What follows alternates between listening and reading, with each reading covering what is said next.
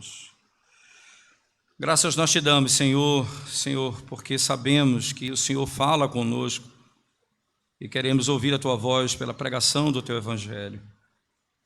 Pelo poder do teu Espírito, fala ao coração do teu povo, fortalecendo, animando e encorajando para que nós, Senhor Deus, encontremos no Senhor a força e a fonte da força para lutarmos contra Satanás, o pecado e o mundo que tentam nos destruir. Abençoa-nos mais uma vez, te pedimos, em nome de Jesus. Amém. Interessante que o apóstolo Paulo, irmãos, ele vai iniciar a última parte da carta, que são algumas últimas considerações depois de tudo o que ele ensinou à igreja. Agora ele vai dar as últimas instruções para a igreja. E são riquíssimas comparadas com aquilo que nós, associadas com aquilo que nós já ouvimos nas partes anteriores da carta. Então, para que nós possamos entender o que Paulo está fazendo aqui, vamos imaginar o seguinte, por exemplo, lá no livro de Apocalipse, eu queria rapidamente que você tivesse isso em mente, não é? Apocalipse capítulo 1, não é, que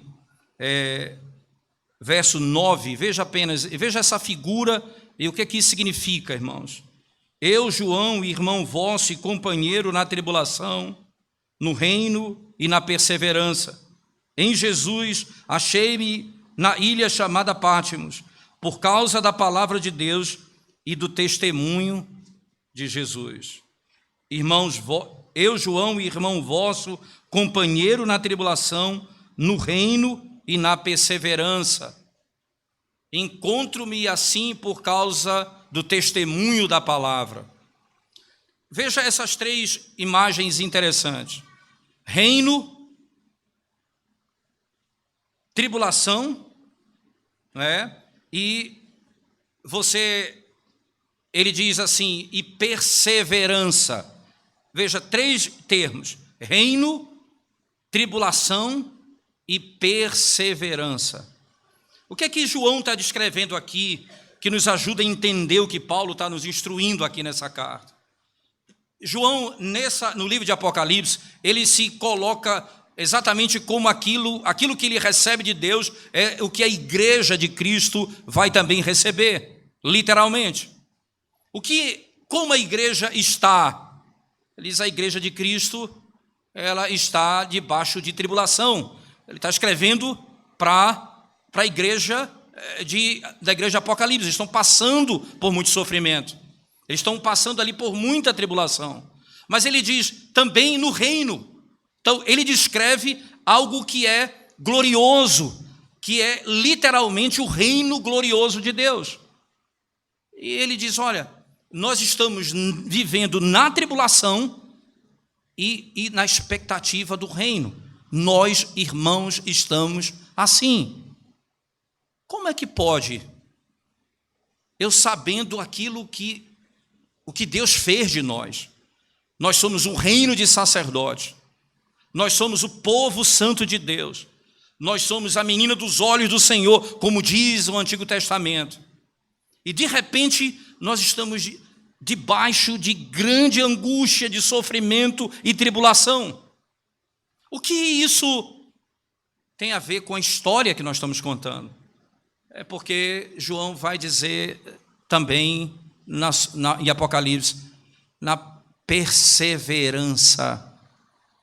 Só tem uma forma, irmãos, de nós lidarmos com essa realidade. Eu sei aquilo que eu sou, eu sei o que Cristo fez por mim, mas o mundo não consegue perceber em nós, porque nós estamos debaixo do sofrimento dessa vida, das tentações, das lutas, e parece que somos fracos, e parece que somos frágeis, e nós sabemos aquilo que já temos, mas não aparenta no dia a dia, pela nossa situação no mundo em que vivemos. E como é então que eu lido com isso? Como é que eu sei que eu vou ver essa glória? Se eu perseverar. Daí João, nesse verso 9, ele diz: eu, João, irmão vosso e companheiro na tribulação, no reino e na perseverança. Eu, irmão vosso e companheiro, tribulação, reino e perseverança. Por isso o Apocalipse vai dizer: o que perseverar até o fim, lhe será dado a coroa da vida. A beleza e a glória da igreja, irmãos, ainda não pode ser vista nesse mundo. Nós que estamos vivendo nesse mundo, lutando contra o pecado, o mundo, o diabo, e muitas vezes abatidos com os sofrimentos, muitas vezes desanimados, desencorajados, muitas vezes pensando que não temos condições de ir adiante. E o que é que resta para nós? Persevere. Você não está vendo, mas é isso que é. Persevere até o fim. O apóstolo Paulo aqui, ele vai nos trazer algo muito próximo disso, não é exatamente, mas muito próximo dessa imagem que aqui João nos descreve. Olhe o texto comigo mais uma vez, irmãos, aqui de Efésios agora, Efésios capítulo 6, verso 10. Veja as palavras de Paulo: quanto ao mais, sede fortalecidos no Senhor e na força do seu poder. Tudo o que diz respeito à obra da redenção já foi feita. Tudo o que Cristo conquistou por nós e para nós já nos pertence. Paulo já descreveu isso no capítulo 1 e 2, que nós somos comprados pelo seu sangue, nós somos restaurados por ele, o Espírito do Senhor habita em nós, toda a obra da redenção já aconteceu. Ela é completa, ela é livre. Entretanto, entre o começo da jornada e a consumação da história, existe um conflito permanente entre aquilo que nós já temos em Cristo e a consumação de tudo isso. Nós vivemos num conflito permanente. Isso não é uma figura de linguagem, irmãos, é real e às vezes é árduo. A salvação, embora gratuita, ela não deve ser obtida sem grande esforço. A salvação, embora de graça, ela não pode ser conquistada senão com muito esforço. O conflito cristão não é apenas real, ele é perigoso às vezes, ele é difícil às vezes. É o tipo de conflito, irmãos, que os verdadeiros cristãos muitas vezes recebem feridas, marcas que ficam para sempre. Feridas e marcas que ficam para sempre. E muitos são reprovados, muitos crentes que se chamam de crentes, eles sucumbem inteiramente nessa jornada. Muitos que se chamam cristãos e não são de fato, eles sucumbem a esse sofrimento verdadeiramente. Eles não conseguem ir adiante. É por isso que muitos erros são cometidos nessa jornada. Muitos erros são cometidos nessa jornada. Muitos erros são cometidos nesse caminho. Quando muitas vezes nós pensamos assim, imaginamos que eu sei que eu estou passando por isso, mas eu vou buscar em mim mesmo o socorro para o problema e o conflito que eu estou vivendo dentro de mim, ou a situação que eu estou passando na vida. Então, eu acho que eu vou encontrar saída em mim mesmo, saída na minha própria força, na minha própria natureza. E aí nós cometemos graves erros, não é? E nós não sabemos como usar as armas que Deus nos deu para enfrentar esses conflitos. Muitas vezes nós não temos consciência disso e queremos resolver os problemas da nossa alma e os problemas que nós estamos passando e enfrentando simplesmente de forma natural e dizendo a força e a fonte da solução está em mim. Já ouviram isso? A solução do problema está em você. Enquanto nós ouvimos no Evangelho que a solução do meu problema está fora de mim. Os homens são aptos, irmãos, para lidar com os conflitos de maneira racional e com consciência de um lado. E por outro lado, infelizmente, né, com paixões que não são tão santas e puras. Eles pensam, eu vou confirmar a vitória sobre o meu conflito com a minha própria força. E vai estar em mim o sucesso para defender aquilo que eu creio e como eu devo viver. O apóstolo Paulo vai nos mostrar que a maneira que eu tenho de perseverar está longe desse princípio. Assim como eu sou salvo pela graça, eu não vou ter força senão naquele que me redimiu pela graça para enfrentar os conflitos da minha própria alma. Contra esse erro, muitas vezes cometido no meio da igreja, das pessoas quererem lidar com seus problemas, tendo nelas a fonte da solução, o apóstolo Paulo vai alertar os seus leitores. Todas as coisas, irmãos, que pertencem ao sobrenatural, todas elas devem ser tratadas com a fonte sobrenatural, que é a palavra e o evangelho do Senhor. A fonte da minha força não está na natureza.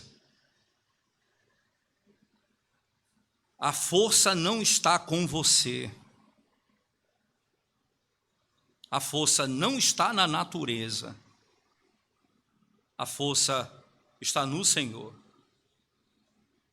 O conflito não é entre princípios bons e princípios maus da nossa natureza. Ele mostra que esse conflito pertence literalmente ao mundo natural e ao mundo espiritual. E ambos estão engajados num combate com poderes que estão acima de nós, e o universo está claramente manifestado nisso. O Senhor mostra que a nossa luta contra tais coisas não está senão no próprio Senhor e no poder dele. Eu preciso buscar esse conceito e entender que Paulo aqui dizendo que as armas nossas, irmãos, não são naturais, mas são divinas.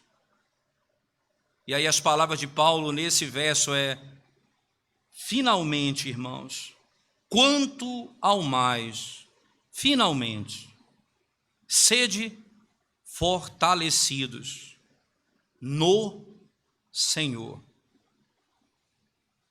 Sede fortalecidos no Senhor. Que coisa impressionante. Os mistérios da redenção foram revelados em toda a carta. E tudo isso que eles aprenderam, tudo que foi falado da obra de Deus, da obra do Espírito, da obra de Cristo, para a nossa redenção, toda essa obra é suficiente e nos capacita para lutarmos contra os conflitos que nós teremos nessa jornada. Uma visão elevadíssima dos mistérios da redenção. O mesmo Deus que me salvou me dá força para perseverar até o fim. Misture força no conflito e busque força da fonte correta para que você possa lutar contra aquilo que se levanta contra você. Você deve ser forte, diz o texto. Veja, sede fortalecido no Senhor. Veja que essa era um tipo de linguagem muito comum utilizada no Antigo Testamento. Sede forte. Sede forte. As palavras são fortalecidos no Senhor. A força do homem não está na natureza da sua virilidade simplesmente. A força do homem está nele confiar no Senhor. É nessa força que você age. É nessa força que você enfrenta os conflitos. É nessa força que você lida contra o pecado. Não é pela tua força física que você vai destruir os teus inimigos, porque eles são a carne, o pecado e o diabo, e você não tem força contra eles se não for o próprio Senhor em você. Aquele que entra em conflito, irmãos, sem Cristo, sem colocar confiança nele, e sem olhar para Ele, buscando força, graça da parte dEle, como membro do corpo dEle, na realidade, é alguém que não tem um mínimo de juízo.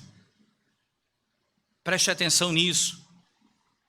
Se você entra nesse conflito e não busca no Senhor a graça de vencê-los, a força para vencê-los, você vai entrar como alguém que não tem o mínimo entendimento do que de fato está acontecendo. Você não sabe nem o que você está fazendo. Você não tem força nem para chegar no campo de batalha. Consequentemente, essas palavras utilizadas no texto, quando diz assim, revestivos, quanto ao mais sede fortalecidos no Senhor e na força do seu poder. A linguagem utilizada pelo apóstolo Paulo aqui, irmãos, é no vigor derivado da sua força. Literalmente, na estrutura como está no texto, na força, veja, no vigor derivado da sua força. O vigor do braço de um homem é derivado da força do seu corpo. Somente os membros do corpo de Cristo têm poder para lutar contra as forças que se levantam contra a igreja do Senhor. Não é que nós vivemos, não. É que Cristo vive em nós. E a força que nós temos não é nossa, mas é dele. Quando somos fracos, então somos fortes. Quando nós estamos vazios de nós mesmos, então nós estamos plenos de Deus. A luta se dá exatamente aqui. Irmãos, sede fortalecidos no Senhor e na força do seu poder. Sede fortalecidos no Senhor e na força do seu poder. A força que nós vamos obter para lutar contra o pecado é exatamente do Senhor. É só você voltar um pouco no texto de Efésios, no capítulo 2. Você vai ver como nós éramos, irmãos. Estávamos presos no curso do mundo, estávamos presos por Satanás e estávamos fazendo a vontade da carne e dos pensamentos. O mundo, o diabo e a carne, era exatamente assim, e de lá que nós somos tirados pelo poder do Evangelho. A nossa luta, enquanto nós estamos nesse mundo, ainda lutamos contra a inclinação da nossa carne, ainda lutamos contra o mundo e ainda lutamos contra Satanás. Então, o mesmo poder que nos arrancou de lá é o mesmo poder que nos dá força para enfrentarmos toda a oposição contra a igreja do Senhor. É exatamente a mesma força e o mesmo poder. Matthew Henry, comentando esse texto, ele diz assim, veja as palavras dele: a força espiritual e a coragem necessária para nossas lutas espirituais vem completamente da força do Senhor. Seja forte ou fortalecei-vos no Senhor. A nossa coragem natural não é nada mais, nada menos do que uma perfeita covardia. E a nossa força natural, continua ele, como perfeita fraqueza. Porque, de fato, toda a nossa suficiência vem de Deus. Vem de Deus. É por isso que, quantas vezes, irmãos, nós queremos lidar com algumas situações da vida e não aplicamos o evangelho da graça nessas situações. Então, perceba quantas vezes você está com sentimentos profundamente angustiantes na sua alma, e você não consegue ver nada de bom diante de você, porque a sua alma está profundamente em trevas. E o indivíduo então pensa: eu vou lutar contra isso como? A primeira coisa que ele pensa: eu vou a um psicólogo. Primeira ideia que passa na mente dele. Ele não consegue, ele não tem as armas dele para enfrentar isso. E como é que você enfrenta isso? Eu não vivo por vistas, eu vivo por fé. Eu não vivo por aquilo que eu sinto, eu vivo pelas promessas de Deus. O meu coração se sente morto, mas a palavra de Deus disse que se eu confio nele, há esperança em mim. Eu ando na perspectiva da fé, não naquilo que vejo, não do que sinto. E quantas vezes nós sucumbimos, porque simplesmente nós não somos fortalecidos no Senhor e na força do seu poder, da força de pertencer ao corpo de Cristo, de ter recebido dele o fundamento para a vida. Nós não aplicamos a fé, irmãos, quando nós, lutando contra o pecado, já fracos e sem ânimo, sem esperança, pensamos que a nossa vida foi e que não temos mais salvação. E nós lidamos com esse sentimento angustiante dentro de nós. O Senhor disse: fortalecei-vos no Senhor. De onde vem a minha esperança?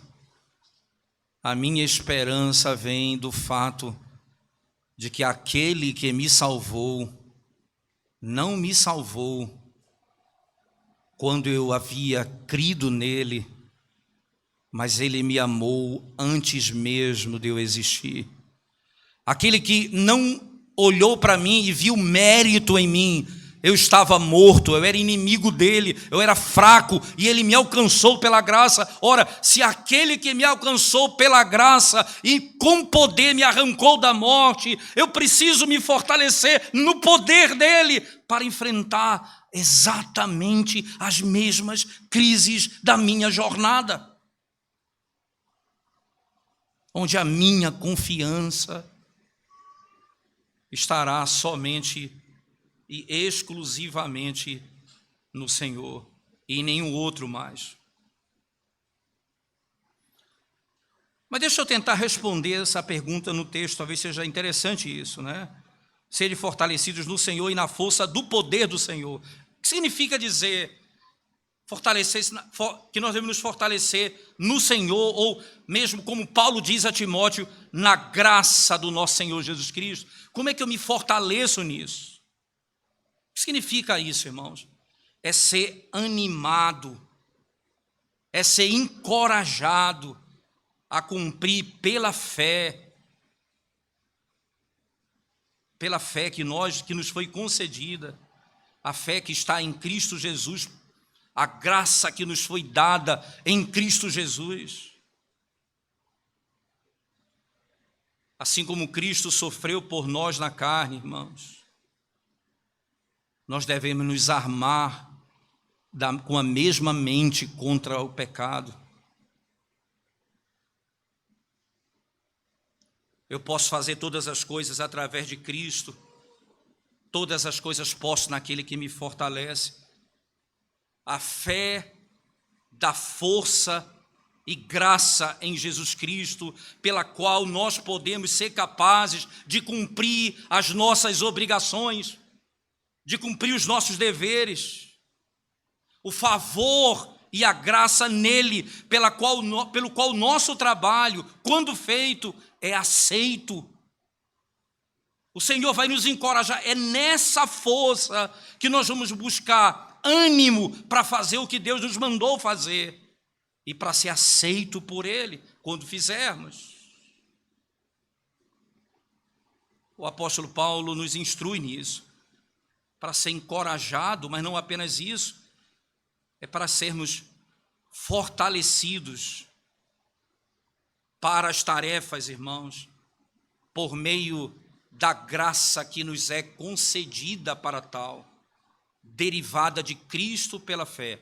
Veja, o poder do Senhor é o poder, a graça do Senhor não é a graça para pecarmos, é a graça para nos livrar do pecado. Nunca olhe para a graça e olhe para a graça de Deus e diga assim: a graça do Senhor, eu sei que Ele é gracioso, eu vou pecar. Não, a graça não é para esse fim, a graça é para que eu possa vencer o pecado, é o poder de vencer o pecado, a iniquidade. Por isso Paulo utiliza essa mesma linguagem, fortalecidos no Senhor e no seu poder, para realizarmos aquilo que Ele nos ordenou fazer. Por isso Paulo disse: eu estou crucificado com Cristo.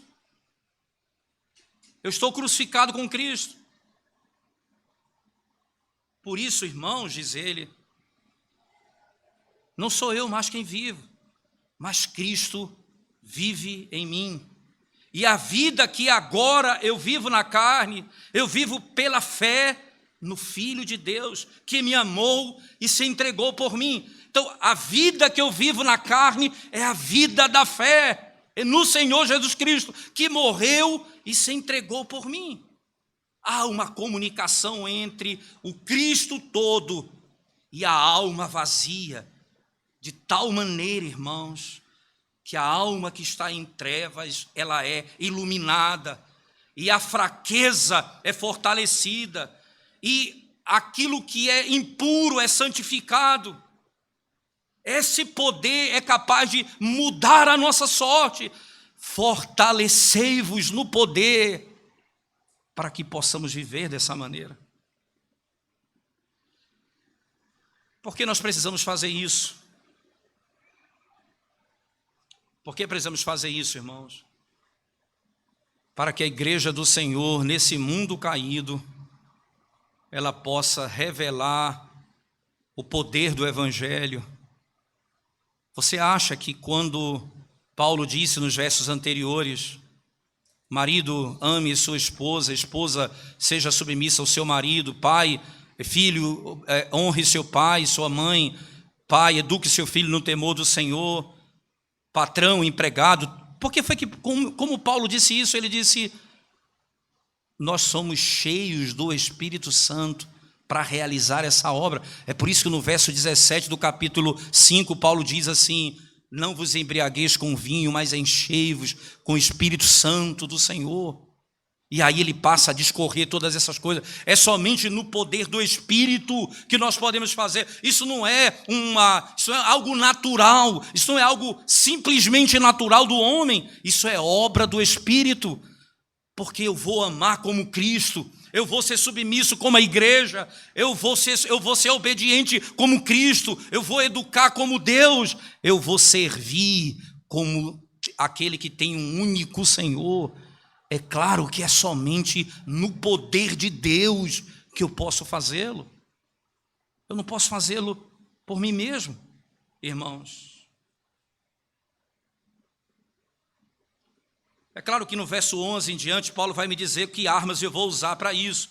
Por isso eu não queria hoje me deter nesses pormenores, mas eu queria mostrar que se eu sou salvo por Cristo, eu preciso me revestir de Cristo. Quanto ao mais, serem fortalecidos no Senhor e na força do seu poder.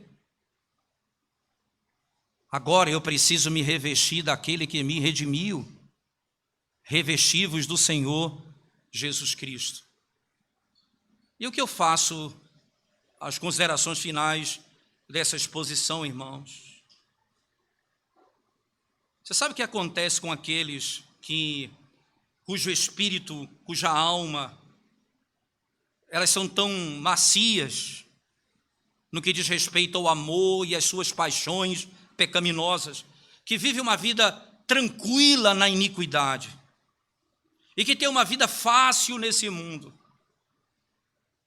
Esses não têm força para combater o inimigo das suas almas, o mundo, o diabo e a carne.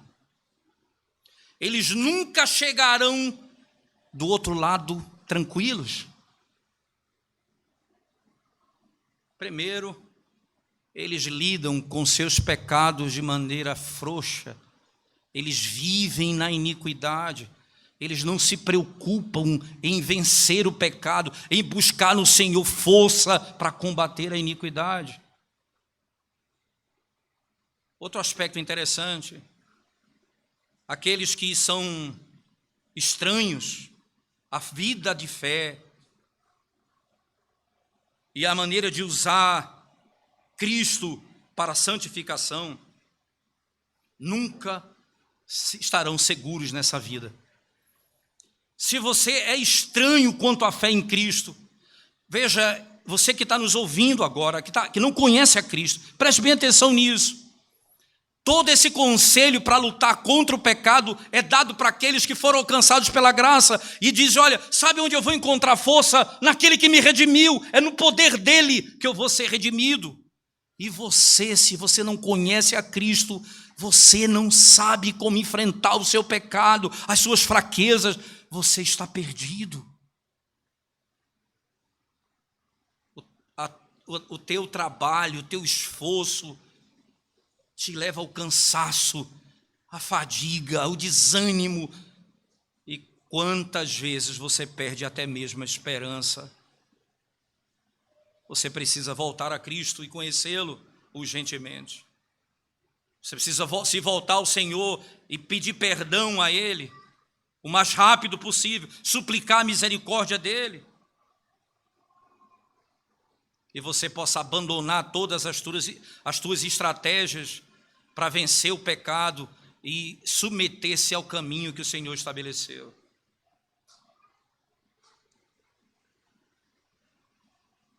Deixa eu exortar vocês, irmãos em Cristo. Vocês têm esperança de ir ao céu. Vocês têm esperança de ver o Senhor face a face. Então seja forte. Seja forte. Aguenta a pancada. Suporta a aflição. Anima o teu coração. Logo, logo você vai ver a face do teu Redentor. Não desanima. Não desanima. Se encoraje. Ora, irmãos, seja forte na graça que está em Cristo Jesus. Seja forte e resoluto contra as dificuldades que você deve passar.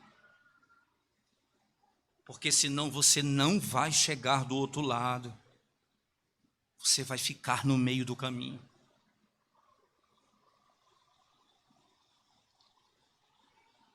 Seja forte. Ora, irmãos, ainda, como eu posso ser forte na graça que está em Cristo Jesus para as obras que eu tenho de realizar?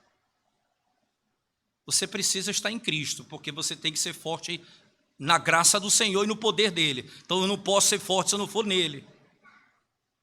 Eu preciso então pela fé acreditar, eu preciso aceitá-lo, eu preciso abraçá-lo, eu preciso confiar nele, eu preciso fugir para ele, confiar nele completamente como meu Salvador.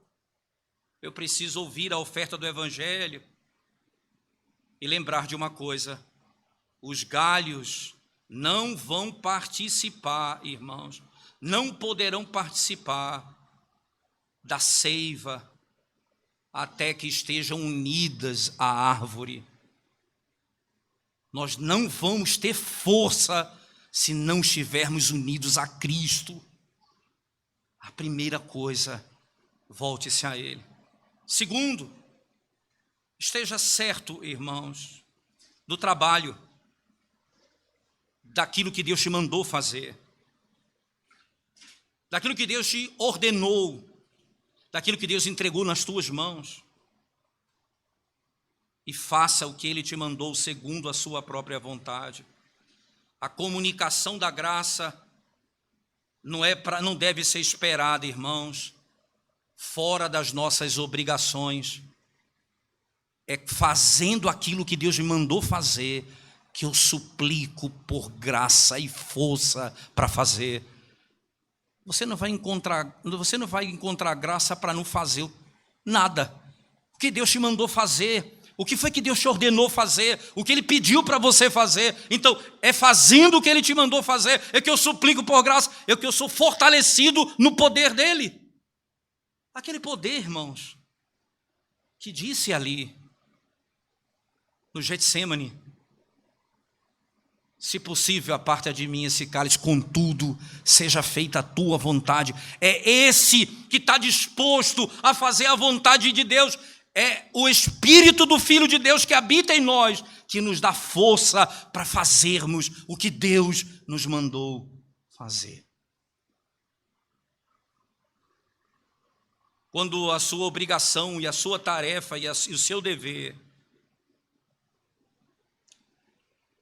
esvazie-se de si mesmo. Quando a sua obrigação, a sua tarefa lhe for concedida, esvazie de si mesmo e não faça nada por tua própria força. Olhe para você como um vaso vazio que precisa ser cheio dos céus.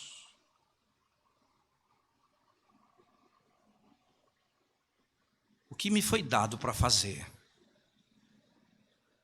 A primeira coisa, eu vou me esvaziar de mim mesmo e me encher dos céus de Cristo. Porque senão nada faremos, senão aquilo que é para nós mesmos. O Cristo que te salvou, o Deus triuno que te redimiu, é o Deus que te fortalece naquilo que Ele te mandou fazer. Só que Ele diz: sede fortalecidos. Busque isso. Vá ao Senhor. Encontre nele, no teu Redentor, força e poder para fazer o que Ele te mandou fazer. Para encerrando, lembrando então daquela imagem de João. Não há nada belo para se ver. Há tanta aflição nesse mundo. Mas há um reino, que a igreja do Senhor de fato é. Reino de sacerdote. Mas que ninguém consegue perceber beleza externa. Há tanta dor. Há tanto sofrimento. Mas ele disse: não apenas a tribulação e o reino, mas a perseverança. Persevera e o Senhor te deu o seu Espírito. Busque a força do Senhor para você cumprir e viver como Ele te ordenou viver. Que o Senhor nos dê ânimo, irmãos, e graça nesses dias. A Ele é a força da nossa vida. Faremos o que temos para fazer, porque Ele vive em nós. Vamos curvar nossa cabeça e orar ao Senhor mais uma vez, irmãos. Graças nós te damos, ó Deus, pelo glorioso privilégio de podermos refletir nas tuas palavras e ouvirmos a tua voz pela pregação da tua palavra.